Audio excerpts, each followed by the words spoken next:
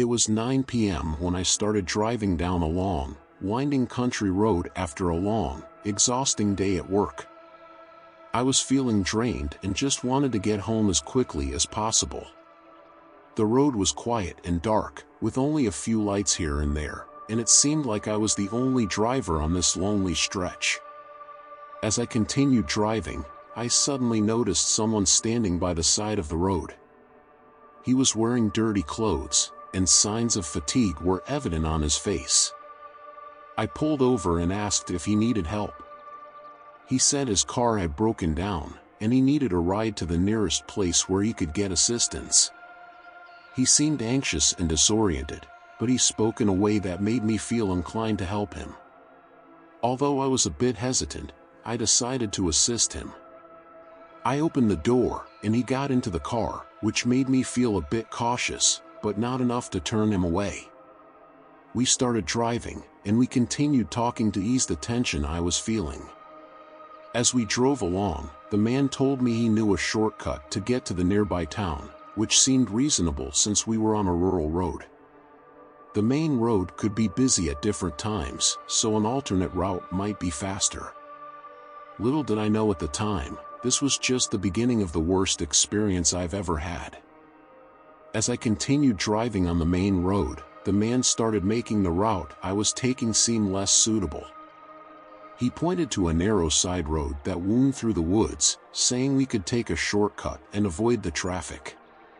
Despite his constant assurances that this was the fastest and safest route late at night, I began to feel uneasy. The side road was narrow and full of sharp turns. The trees on both sides loomed in the darkness, making visibility difficult. Fog began to rise on the horizon, adding to the eerie atmosphere and making everything seem more mysterious. There was a strong sense of unease, but I decided to press on, hoping everything would be as he said.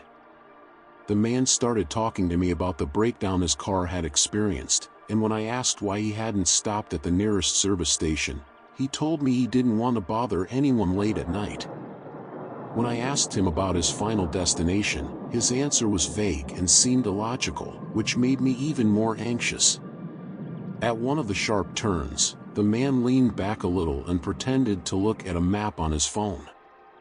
I thought he was checking the directions, but when I looked at the road, I noticed that the car's headlights were starting to dim, as if something was interfering with the lights. I felt like something strange was happening, but the man reassured me that this sometimes happens because of the fog. The road continued to deteriorate, and it seemed to become rougher. Driving became more difficult, and there was an increasing sense that we were descending deeper into the woods. The car eventually came to a stop in front of an unlit crossroads, and when the man asked me to stop, a chill ran down my spine. There were no signs or markers, just a narrow road and dense trees surrounding us. When the car stopped at the intersection, the man started acting strangely. He asked me to stop for a few minutes to check the directions, explaining that he needed to call someone for additional help. There was something unsettling about his request, but I eventually agreed, hoping to get past this odd moment. As I waited, I noticed the man began inspecting the car from the outside. At first, I didn't think much of it, but then I started to feel that something wasn't right. Although I tried to stay calm, my heart was racing, and the situation became more tense. Suddenly, I heard him knock on the back window of the car, and he asked me to take my bag out and place it in the front seat. He looked at me nervously and said he needed the money in my bag to pay off some urgent bills. I didn't realize what he was up to at first, but I felt my heart pounding. When I opened my bag and took out the money, I noticed the man was holding a small sharp tool in his hand, and it later became clear that he was trying to calm his nerves by talking on the phone at the same time. Immediately, I sensed that I was in real danger. The man now seemed more aggressive and directly demanded that I put the money in his bag. I was scared and anxious, and I told him clearly that I couldn't give him any more money. I asked him to leave the car and let us go, but he flatly refused. At that moment, I realized I was in a tough situation with no clear way out. Instead, the man grabbed the money and pulled my bag forcefully, causing me to panic. He started acting more aggressively, and the situation became very dangerous. When I felt things might spiral out of control, I decided to play for time to buy a few extra moments. I started searching for a cell phone in the car, hoping I could call the police or get help. As the man continued to threaten me with the sharp object, I realized I was in no position to successfully resist. Fear consumed me, and I tried to stay calm while buying enough time to get through this crisis. After moments of tension and anxiety, the man managed to snatch the money from my bag. The situation was getting worse, and I was certain there was no room for maneuvering or resistance. Quickly, the man took the money and ran toward the surrounding forest, disappearing into the darkness. As I watched anxiously, I retrieved my mobile phone and finally managed to call the police. I informed the officers of my location and what had happened, telling them that the man had fled into the forest. When the police arrived at the scene, they began searching for the man in the surrounding areas, but there was no trace of him. They assured me they would continue the investigation and took all the possible details about the incident. While they were doing their job, I felt exhausted and anxious, but I was grateful that I hadn't been physically harmed. As time passed and the police completed their procedures, they allowed me to leave the scene. I returned to my car and drove home, feeling a mix of frustration and relief. I was frustrated by the theft and the sense of defeat I had experienced, but at the same time, I was glad I hadn't been physically hurt. When I got home, I sat on the couch and took a deep breath. Despite everything I had gone through, I was grateful to have made it back safely. That night was a harsh lesson on the importance of caution and awareness in every situation, even in moments that seem under control. Despite the mixed emotions, I knew that avoiding harm was the most important thing. Even though the ordeal was tough, I was certain that the experience taught me an important lesson about the value of personal safety and vigilance. Before we continue, if you liked the video, subscribe to the channel and share the video so we can continue creating more stories.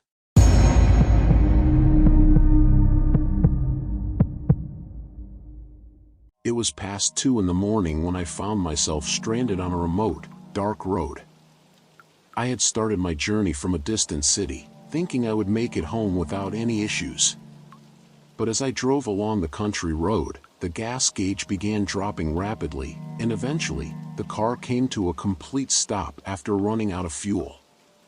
I sat in the car, feeling frustrated and anxious. There were no houses or gas stations in sight, and the road was empty of any traffic. I tried restarting the engine, but it was no use. The cold of the night began to creep in, and my anxiety grew with each passing minute. I decided to put on the emergency lights and wait, hoping someone would pass by and notice me. The moments dragged on slowly, and as the darkness around me deepened, so did my sense of fear. I just wished to see the headlights of a car approaching or even spot someone who could help me in this emergency. After about an hour of waiting, I saw the lights of a car approaching from a distance. Relief washed over me as the car stopped beside me. A man, who looked to be in his 30s, dressed in ordinary clothes and seemed concerned, got out. He approached me and asked if I needed help. I explained my situation and asked if he could help me get some fuel or direct me to the nearest gas station. Upon hearing this, he said he could help but that we would need to go to a nearby place where he could find fuel. I opened the car door to let him in, and we began driving in his car toward our potential destination. As we left the spot, I felt some relief, believing that help was finally on the way. The road we took was narrow and full of twists, as if we were venturing deep into the forest. I felt increasingly uneasy as we moved further away from the main road, but I tried to stay calm. The man driving me seemed very focused, but he also spoke slowly and sometimes in an unclear way, which made me feel a bit uneasy. I began to notice signs that the place was unfamiliar to me. There were no gas stations or even road signs.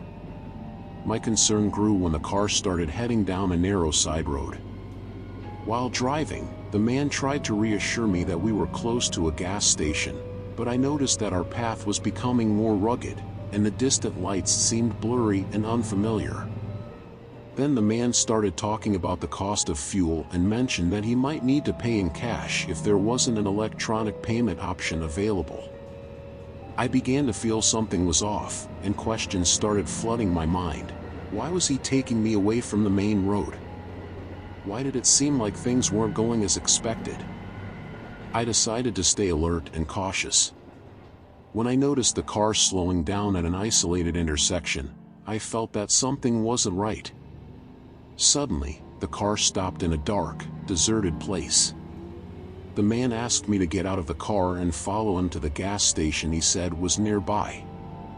He told me he wanted to check the fuel availability directly, which sounded very suspicious. I refused outright and insisted that he either take me back to the main road or give me time to seek help. At that point, the man began acting strangely and more insistently asked me to get out of the car. Suddenly, he reached into his coat pocket and pulled out what looked like a sharp object. Fear surged through me, and I realized I was in a dangerous situation. I had no time to think, so I decided to act quickly. While trying to keep my composure, I made a decisive move and quickly opened the car's trunk. I found a heavy tool that could be used as a club. I used it to defend myself, attacking the man suddenly. A chaotic struggle ensued as the man tried to overpower me, but I managed to strike him and push him away. In those tense moments, I was able to open the car door and get back inside.